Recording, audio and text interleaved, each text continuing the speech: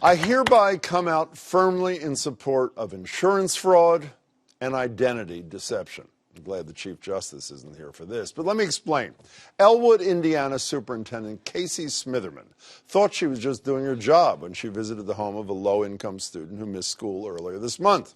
Turned out the student had symptoms of strep throat and reportedly did not live with his parents. So naturally, Smitherman was concerned and took him to an urgent care clinic to get a prescription. But it's what she did next that landed her behind bars.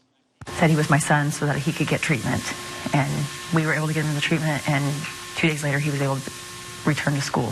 And for that, she was charged with 3 felonies and a misdemeanor for insurance fraud, identity deception, insurance application fraud, and official misconduct. I guess no good deed really does go unpunished. Felony charges for doing what our government should be doing and ensuring the most vulnerable among us has access to basic care. Of course, once this story hit social media, many hailed Smitherman as a hero, like user Samuel Gabrew, who tweeted, "If anything, Casey Smitherman should be given an award. The real crime is the costs of poverty and health care in our country." Kevin Regan, who wrote, "Casey Smitherman is the type of person I want in charge of my child's educational health well-being." And so do I.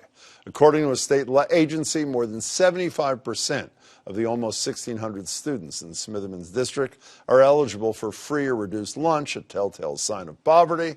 And had she not used insurance, that one trip to urgent care would have cost well over $200, an amount I'm guessing that kid's guardian doesn't just have lying around. Thankfully, Smitherman struck a deal with prosecutors to have her charges expunged if she maintains good behavior for the next year, but she deserves better. Her student deserves better. We all deserve a better, more affordable health care system, and I'm not the only one saying so. The American people deserve a health care system that takes care of them, not one that taxes and takes advantage of our patients and our consumers and our citizens.